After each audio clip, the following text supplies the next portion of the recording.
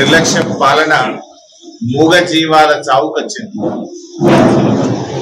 వేములవాడ కోడెల మరణం తెలంగాణకు అరిష్టం.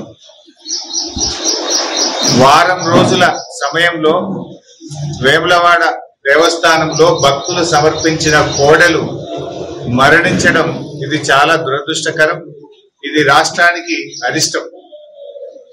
దీనివల్ల భక్తుల మనోభావాలు కూడా బాగా దెబ్బతింటా ఉన్నాయి. రోడ్లో కనీసం చలనం లేదు, ప్రభుత్వం పట్టించుకోవడం లేదు. ఒక వారం రోజుల్లో 26 కోడెలు మరణించాయి. మరికొన్ని కోడెలు అనారోగ్యం పాలై చావు బతుకుల్లో కొట్టుమిట్టాడుతూ ఉన్నాయి.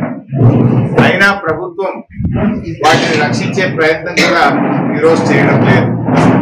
హాస్పిటల్లో దాదాపు 70-80 మంది రోగులు, మానసిక రోగులు కలుషిత ఆహారం తిని ఇలా అనారోగ్యం పాలేదు. ముందే ఆరోగ్యం బాగలేక, మానసిక పరిస్థితి బాగలేక దవాఖానలు చేస్తే ఈ ప్రభుత్వానికి వాళ్ళు మరింత అనారోగ్యానికి లోనయ్యేటువంటి పరిస్థితి వచ్చింది. కోడలకు గడ్డి పెట్టే శాత కాకపోయే మానసిక రోగులకు అన్నం పెట్టే శాత కాని ప్రభుత్వం ఈ కాంగ్రెస్ ప్రభుత్వం. ఇప్పటికైనా సోయి తెచ్చుకోండి. ఎంతసేపు బీఆర్ఎస్ వాళ్ళని ఏ కేసులు ఇరికిద్దాం, కమిషన్లు ఇద్దాం, అక్రమ కేసులు పెడదాం, సోషల్ మీడియా పోస్టులు పెట్టిన ఇరికిద్దాం, లేదా కేటీఆర్ గారి మీద కేసు పెడదాం, కేసీఆర్ గారి మీద కేసు పెడదాం, లేదా హరీష్ రావు ఇరికిద్దాం. ఇదే తప్ప రేవంత్ రెడ్డికి ఇంకో పని ఉండదా? మా ఎమ్మెల్యేలను కేసులు పెట్టుడు, మా ఎమ్మెల్సీల మీద కేసులు పెట్టుడు, మా కార్యకర్తల మీద కేసులు పెట్టుడు. ఈ పని తప్ప నువ్వు అసలు పని చేస్తలేవు. రైతులు వడ్ల కుప్పల మీద చచ్చిపోతే నువ్వు చదివారు ఏమని? రైతులు ₹1 కట్ట బీమా పథకం అమలు చేస్తామని భట్టి గారు శాసనసభలో 3 అసెంబ్లీ సమావేశాల్లో తన బడ్జెట్ ప్రసంగంలో చెప్పారు. అసెంబ్లీలో బడ్జెట్ స్పీచ్ లో చెప్పింది కూడా అమలు కదా?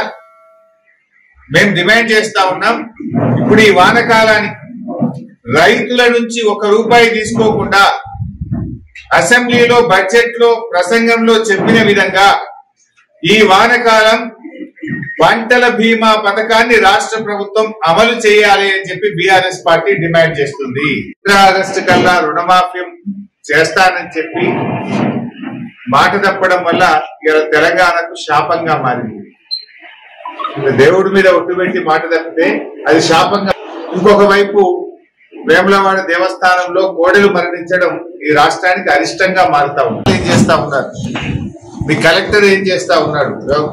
మీ యొక్క పశుసంవర్ధక శాఖ ఏం చేస్తా ఉంది? దేవాదాయ శాఖ ఏం చేస్తా ఉంది? అందరు నిద్రపోతున్నారా అని నేను అడుగుతా ఉన్నాను. వాళ్ళ వేములవాడ రాజన్న అంటే దక్షిణ కాశీగా పేరుగాంచినటువంటి పుణ్యక్షేత్రం వేములవాడ రాజరాజేశ్వర స్వామి దేవస్థానం. భక్తులు ఎంతో భక్తితో ఆ కోడెలను స్వామివారికి సమర్పించిన కోడెలను కాపాడలేని దుస్థితిలో ఈ రాష్ట్ర ప్రభుత్వం. అన్నింట్లా నిర్లక్ష్యమే. చివరికి దేవాలయాల మీద కూడా మీరు నిర్లక్ష్యం వహిస్తా ఉన్నారు. ఇంత గడ్డేసి గుడిది పెట్టే తెలివి లేదా? ఆ కోడల్ని కాపాడే సోయి లేదా మీకు? రోజు 5-10 చనిపోతుంటే కూడా ప్రభుత్వం స్పందించదా అని నేను అడుగుతా ఉన్నాను. ఈ రోజు అమల్లో లేకుండా పోయింది. పంటల బీమా అని రైతుల్ని మోసం చేసింది. ఏ ఒక్క పథకం కూడా ఈ రోజు అమలైతలేదు. వడగళ్ళ వానబడ్డ డబ్బులకు ముఖ్యమంత్రి గారు నిధులు విడుదల చేసినా అని చెప్పిండు. ఇవాళ వరకు రైతుల అకౌంట్ లో పడలేదు. చెప్పుడే ఉన్నది తప్ప చేసులు లేదు. మరి మీ ఇష్టం ఉన్న కార్యక్రమాలకు మాత్రం బడా బడా కాంట్రాక్టర్లకు బిల్లులు వస్తున్నాయి, అందాల పోటీల కాంట్రాక్టర్లకు బిల్లులు వస్తున్నాయి. రైతులంటేనే వస్తలేవు. రైతులంటే ఎందుకంత చిన్న చూపు అని మేము అడుగుతా ఉన్నాం. పచ్చి రొట్టె విత్తనాల ధర ఎందుకు పెంచిండ్రు అని మేము అడుగుతా ఉన్నాం. ఇలా పత్తి విత్తనాలు కూడా దొరుకుతలేవు రైతులకు. అనేక చోట రైతులు ఇబ్బంది పడతా ఉన్నారు. ఇంకా విత్తనాలు కూడా సరఫరా చేయలేరా? 10 ఏళ్ల కేసీఆర్ హయాంలో ఏనాడు రైతు బంధు ఆగలే, ఏనాడు రైతు బీమా ఆగలే, ఏనాడు విత్తనాలకు ఇబ్బంది రాలే. ఈ రోజు ఎందుకు వస్తా ఉంది అని మేము రేపటి కేబినెట్ మీటింగ్ లో 3 పంటలకు రావాల్సిన రైతు బంధు డబ్బులు ఎకరానికి 18,000 నువ్వు బాకీ పడ్డావు. పోయిన వానకాలం, పోయిన యాసంగి, ఇప్పుడు రాబోతున్న వానకాలం 3 పంటలకు సంబంధించిన డబ్బు ఎకరానికి 18,000 రూపాయలు రేవంత్ రెడ్డి సర్కార్ బాకీ పడ్డది. బాకీ పడ్డ 18,000 విడుదల చేస్తూ రేపు కేబినెట్ లో నిర్ణయం తీసుకోవాలని బీఆర్ఎస్ పార్టీ రైతుల పక్షాన్ని డిమాండ్ చేస్తుంది.